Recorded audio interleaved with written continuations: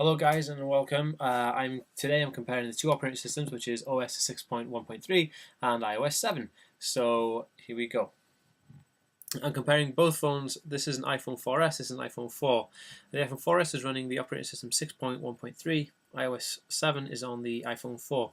And first thing I want to bring you guys to is the comparisons between the lock screens.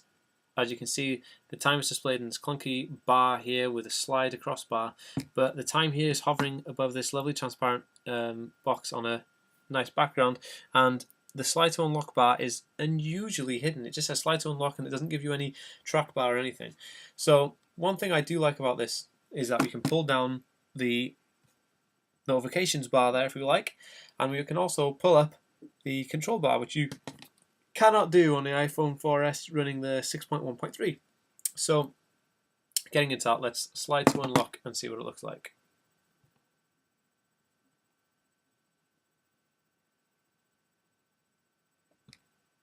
There we go.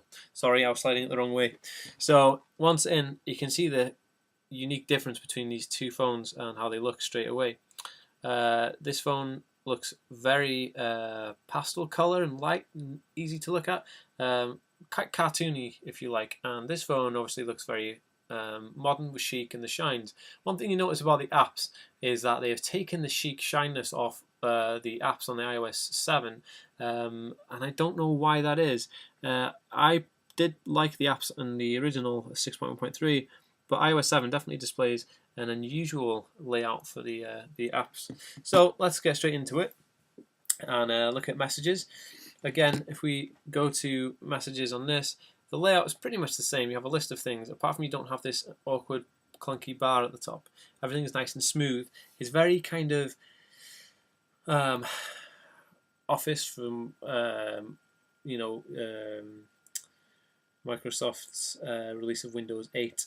It's that kind of feel, but if you click on a message, you can see all the messages now come up in this grey box, and I think the reply boxes are blue, but I haven't tested this out yet. But nice. I don't know if I like it better than the old one, but it definitely, at first glance, looks pretty good. Calendars are what really intrigued me. As you can see from this calendar and this calendar, this looks like an old 90s Excel spreadsheet, and this one looks very modern and easy to use. I do like the calendar on the iOS 7 a lot more than I did on the 6.1.3. It just looks better, it's smoother, and it looks more modern, I like that. Moving along, photos is considerably different. On the normal photos on the iOS 6.1.3, you can just go through your photos, scroll through, select one, go back to albums, select a different album. This one is different. You have what is called years, and then you see all the stuff displayed in this kind of like timeline fashion, and you click on a year, then it will show you a collection, then you click on a collection, and then it will show you moments, and then you click on it, and there you go, there's your picture. Very nice feature, very good for sharing as well, is obviously the cloud storage and sharing options with AirDrop, which is only available on the iPhone 5. It's not available for anybody below that. Moving on, the camera is considerably different. I do think that the new camera is the better way to go, and as you can see, the buttons on this one is very kind of clunky and a bit kind of old now and a bit of old-fashioned. But this, obviously, nice new button, really simple design, and you also have this thing called Square, which I don't know what it's for. I think Square may be for integration with Instagram, but I'm not 100% sure. Moving on, the weather app is considerably different again, and I do like the weather app.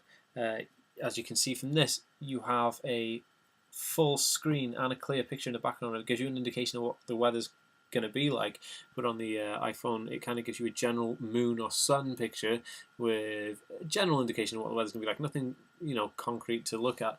And if you switch along, obviously it shows you different types of pictures. But I found it very nice. This looks very old, this looks very modern. iOS 7 wins there. So moving on from that, we have the notes section, and I gotta say the new notepad is a lot better than the old one. The new notepad is white background with no lines, which is easy to type out, looks really nice. Also, the old one had this awful kind of notepad yellow colour with lines, which kind of looked a bit, naff and tacky. you know, it worked, but I don't think it was amazing. So yeah, iOS 7, you win. And one thing I'd like to point out is the keyboard has changed as well. The font type is considerably different. It's a lot nicer, it's a lot bigger, and I think a lot of people are going to get a lot of pleasure out of typing on this keyboard. So moving on, reminders are basically the same. Clocks stayed the same. The App Store is a bit different, but it doesn't really work that well since this is only a development version of the long-awaited iOS 7. And if we look down at the bottom, Mail has changed quite a bit. Again, Mail looks like a Windows 8 style Outlook, but if we look on the iOS 6.1.3, we have a nice cascading, like I'd say box style with you know the whole you know the user bar at the top and the accounts and whatever is kind of old school. But this is kind of nice. You can drill down really softly. I don't know if people are going to like it more or less, but I preferably like this new one on iOS 7. It's a lot better to use. Now, getting on to something a bit more interesting is the Safari. Currently, Safari, as you know, you can switch on iOS 6.1.3. You can switch through different tabs you have open, and then click on them, and there you go. The tabs on this one are shown in a nice little cascading folder, so you can just run through whichever window you want, click on it, and there you go. There's your website.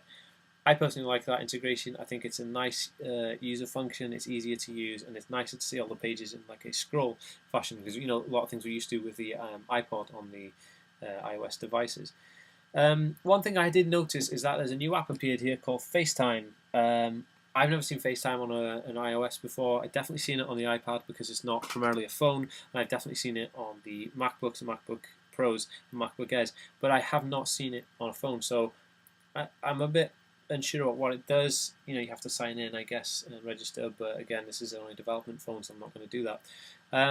So moving on to some of the main areas I think that people are going to like this phone for is that the notifications at the top are really nice.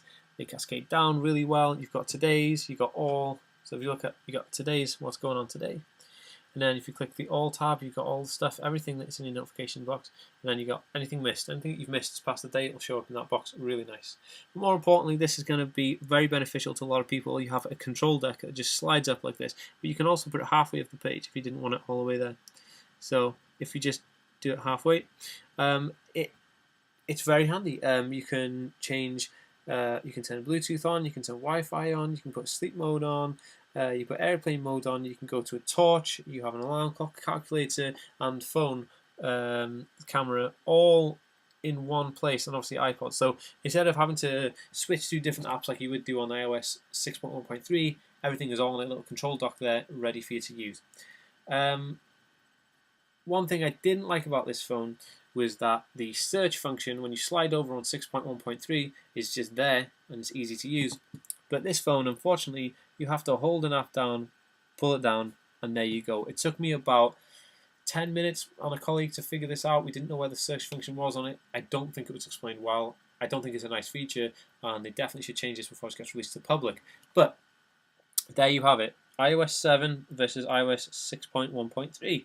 A very nice operating system. Do I love it? I'm not entirely sure. Out of 10, I say I'd give the iOS 7 an 8 out of 10, where I definitely give iOS 6.1.3 a 10 out of 10. Maybe because it runs smooth at the moment rather than development. I don't know. Judge for yourself. Thanks for watching, guys. Please subscribe to my videos if you enjoyed it. Please thumbs up if you liked the video, and stay tuned for some more stuff.